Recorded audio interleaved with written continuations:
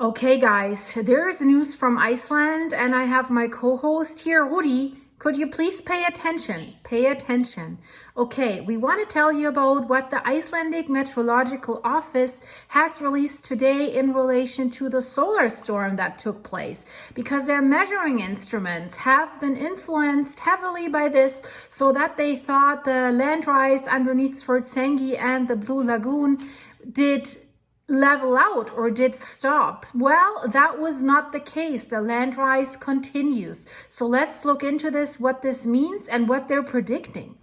So their headline for today is the land is rising in Swartsengi at the same rate, at the same speed as it did before. So they're reversing their previous announcements. So they're saying land rises in Swartsengi since March 16th is the same when the last eruption began, right? Since then, the land has risen, and that is interesting, by almost 20 centimeters. So that's basically that much, I would say, 20 centimeters. And the GPS station that is in Swartsengi has measured that this magma accumulation underneath the Blue Lagoon and the power plant area in that shallow magma chamber that has a depth of roughly 4 kilometers is continuing there. And that's why they're saying there is an increased chance of a new magma intrusion or an eruption. So why have their systems been impacted? I mean, many of you have talked about the solar storms and have asked me what effect could that have? Well, we don't know the effects of the solar flares on the magmatic systems, the volcanic systems and earthquakes. The science is not progressed enough or not clear on that. But what we do know, how it affects the scientists' systems. So can they be, these solar flares, could we compare them to like mini EMP bombs, like electromagnetic bombs?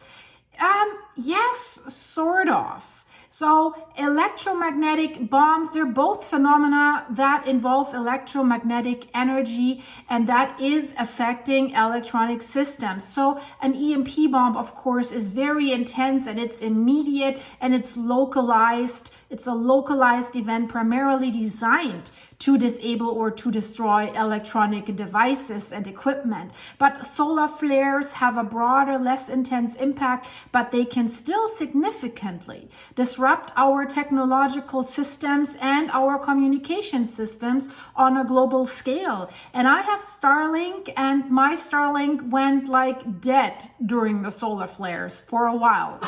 So these solar flares, they can significantly impact the seismic instruments that are used by geologists to measure land movements, earthquakes, or like land rise, like they are doing it here in Swartsengi. So the electromagnetic interference is definitely real, and the solar flares produce intense bursts of electromagnetic radiation across the spectrum, from like radio waves to gamma rays. And this radiation can interfere with the electronic components of these seismic instruments, particularly those that rely on electronic sensors and circuits, and that's what they do, right? They heavily rely on those.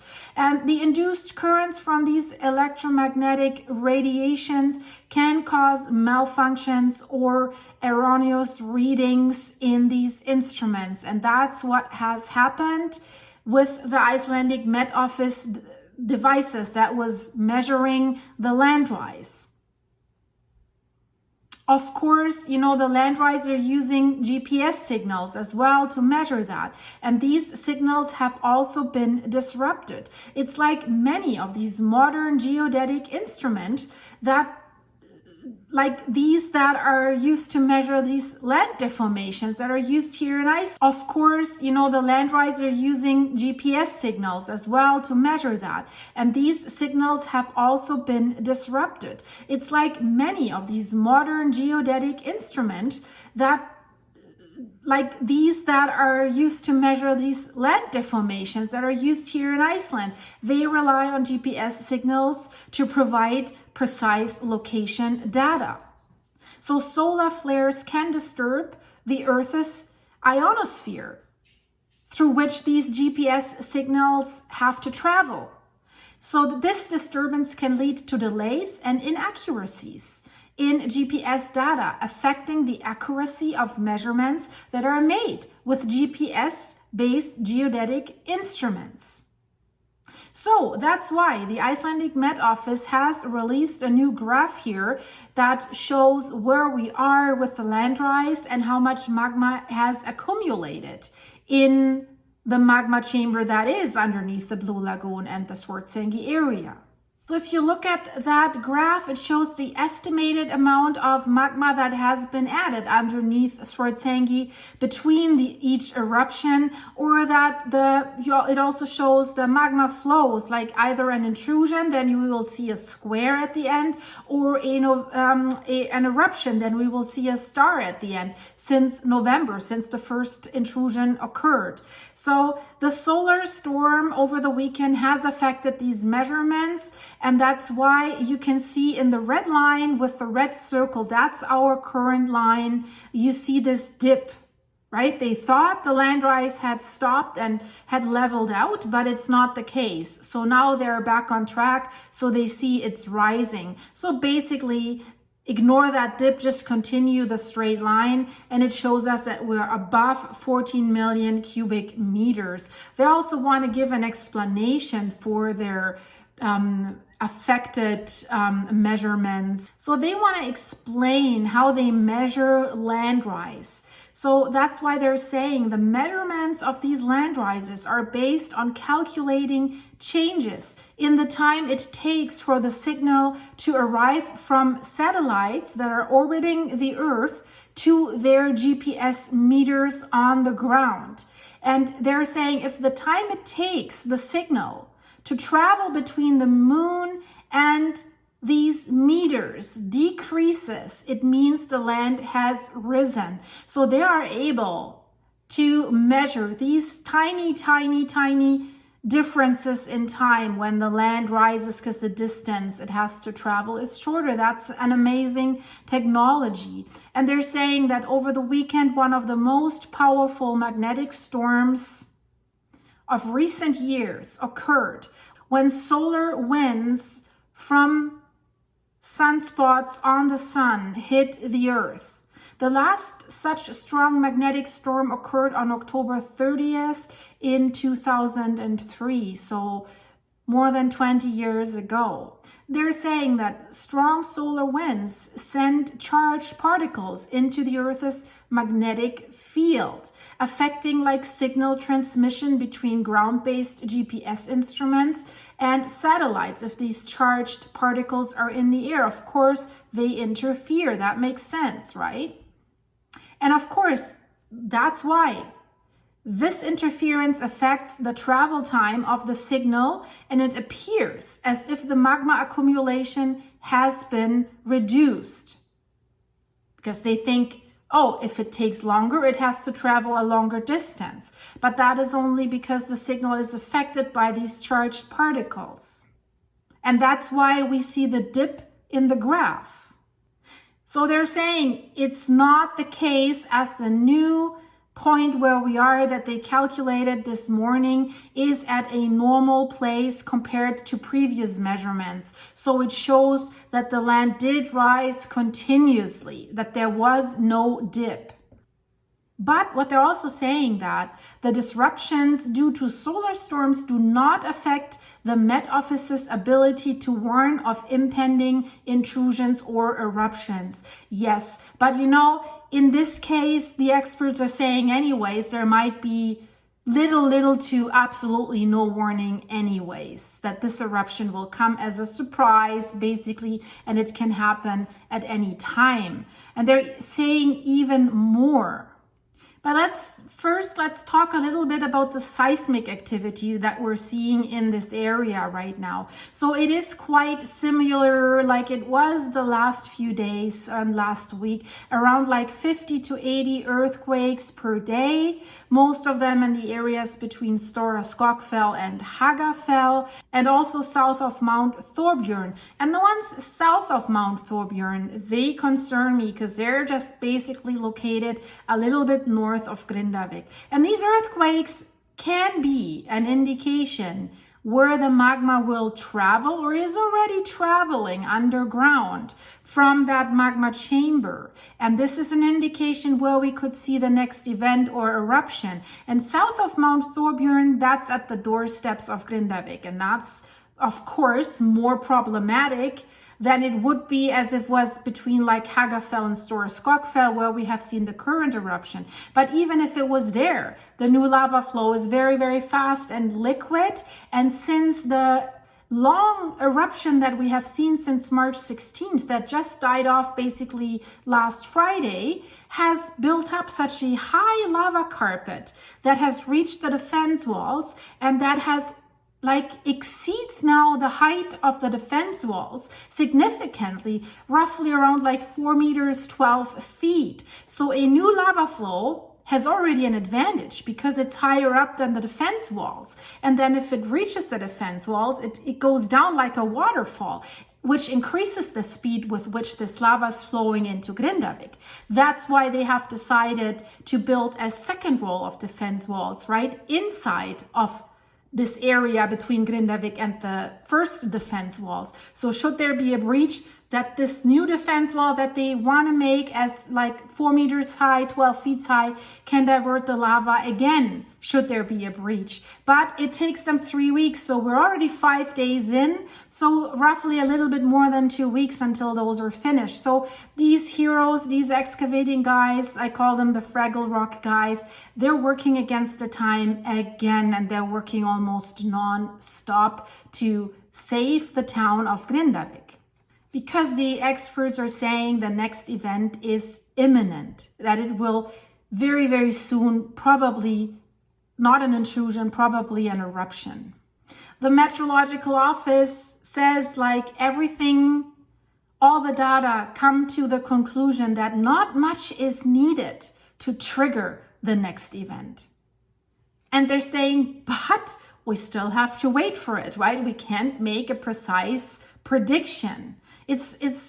There's a lot of uncertainty. That's what one of the geophysicists of the Meteorological Office says. He's the head of deformation measurements, Benedict Gunnar of Iceland. And he says, all the evidence suggests that a magma intrusion or eruption is imminent at virtually any moment. He also says we've got something well over 14 million cubic meters of magma in the magma chamber. So this is beyond the limits that have erupted before. But if you look at these graphs, there's only one line that is higher than all the rest, and that was the December eruption. So there was way more magma in the magma chamber when it erupted. And the December eruption wasn't so bad. It only lasted a few days, right? So it's great uncertainty of what is going to happen. Will it be like something super devastating or just a lava flow for a few days? But as I just said, even if there's a lava flow for only a few days, it can run into Grindavik, because at the start of the eruption, that's when the lava is most dangerous, the first 10 hours, so to speak, and that's when in the past the lava made the most damage, crossing Grindavik at the power plant area, at the Grindavik area, and flowing towards the defense walls. Then, should the eruption go on longer, of course, it slows down a little bit, but then over time it can still threaten the infrastructure. So basically what Benedict Gunnar of Iceland is saying, that there could be drastic changes in the system. So it's not necessarily behaving like it did in the past. He says there's a lot down there underground that we do not understand. And I have to say again, the scientists admit that they know that they don't know. He says system like this that we're dealing with, they can change, and they can change in unpredictable ways. And that's basically, if you look at the hazard map that the Icelandic Meteorological Office has released, ideally the experts do not want anyone in that area. And you know who is in that area right on top of the magma chamber. That's the lagoonies, right? Taking a swim. And if you have seen my video about Campi Flegrei, the supervolcano in Italy, check this video out, by the way. This is really scary because there's a professor, like a long-term researcher of this Campi Flegrei supervolcano, who has done research and published studies on it for decades. He has now said in one of his online courses or interviews that if he had the resources, he would evacuate the area immediately. And you have to listen what he says, because the magma chamber that they're dealing with there, scientists now more and more agree that it's very shallow at a depth of only 4 kilometers. And that's why he says the magma doesn't have to travel very far to reach the surface. And I'm thinking, the magma chamber we're dealing with here in Iceland is also only 4 kilometers deep. So is there 100% certainty that it will not come up directly? Because he says in Italy, it doesn't have to travel far, so there is very, very little warning time if it reaches the surface. And of course, they're saying because of the Brady seisms that are happening there, that are coming in waves, land rise, land subsiding, land rise, land subsiding, that the crust there, that the rocks there have become brittle and more loose. So that's why it's easier for the magma to reach the top, to grind its way through the surface. So, do you get what I'm hinting at? Land rise, land subsiding underneath swartsengi, magma chamber filling up, magma chamber emptying out, magma chamber filling up, eruption intrusion. The rocks could become brittle there as well, where we have our lagoonies enjoying their relaxing spa day in that artificial pool that is heated by volcanic energy. Of course, magma always goes the way of least resistance. That's why they're thinking that the next eruption will be in the same area where we have seen the previous eruptions. And I kind of think that too, don't get me wrong. But if there's only the smallest chance that this system might act unpredictable, why not evacuate in time this time and not always wait till the last minute? They're waiting basically, oh, now we have an eruption, let's evacuate. But this could be in the wrong place the next time, and then you maybe could not evacuate. They're thinking if the magma comes up straight to the lagoonies, that they would have a warning time of 4 to 7 hours. But they have no precedence for this, right? That's what I'm saying. I'm not saying this is the most likely scenario, but for me, guys, it is a scenario, and the scientists are also saying this is possible. It's not super likely what they think, but it is possible. And here we have the MET Office experts saying, there's a lot of uncertainty and there could be drastic changes, and we don't understand a lot that is going on down there. And he also says, I repeat it, systems like this can change in unpredictable ways.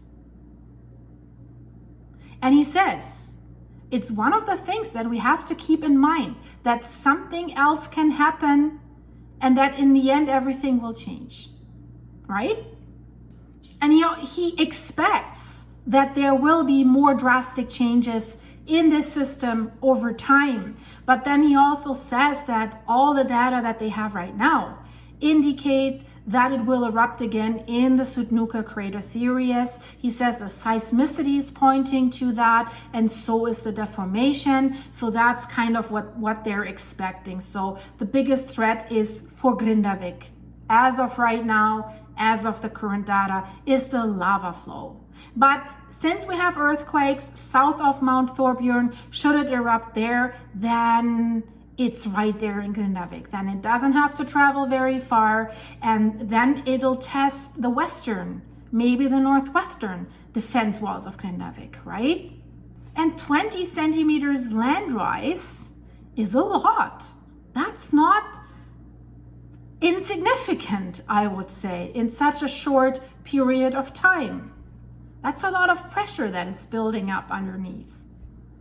So yes, the seismic activity has not been super abnormal, but it has been like at a higher level for the last few days. So roughly 50 to 80 earthquakes per day. And as I said, most of them in the current eruptions area. But the ones that are south of Thorbjorn have to be recognized as well. The magnitude of most earthquake is in the microseismic area, magnitude 1, but there were isolated earthquakes that were close to magnitude 2 as well, which is quite an indication that it is rumbling. Something's there. And if we see the next event, they're saying the signs of this new magma flow could be, as we've seen before, a series of localized small earthquakes in and around the magma tunnel, faster deformation and pressure changes in boreholes in the area that are testing the pressure. That's why they're saying we are monitoring this very, very closely. They thought just a few days ago when they looked at the earthquakes, that's boo, oh, it's starting, but then there was no deformation. So, and then it was easing off, which was kind of surprising as well. So again, I'll have to close this video with like, they know that they don't know.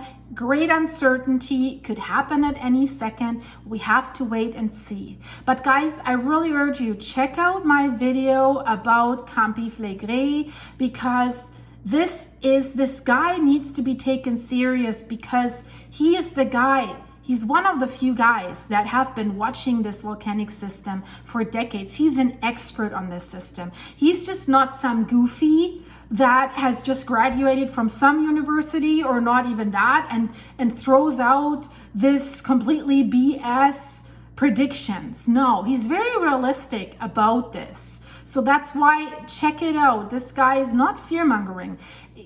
I am kind of glad that he has the balls to say realistically what he thinks needs to be done.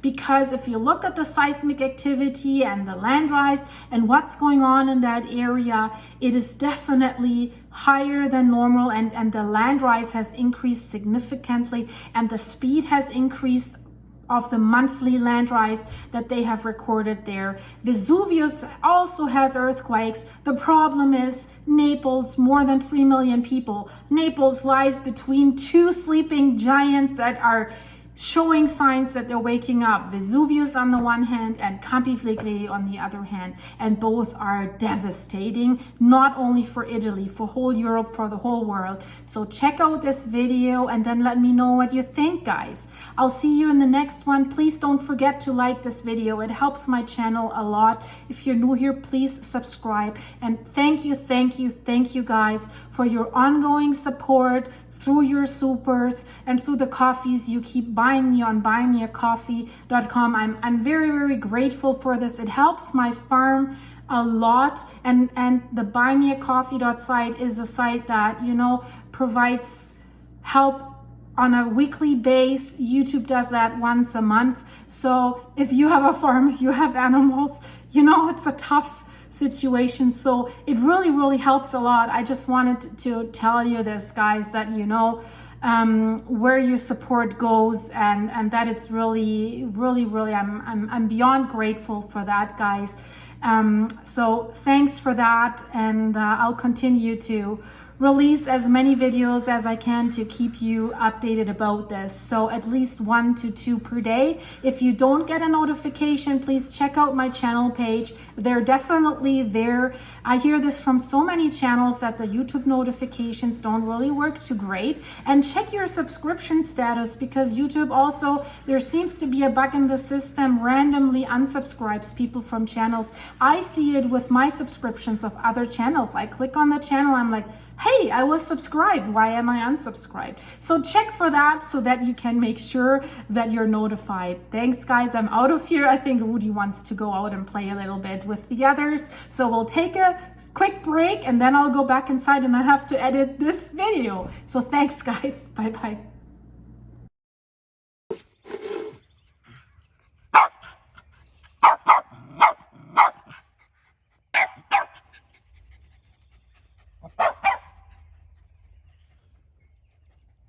Model T.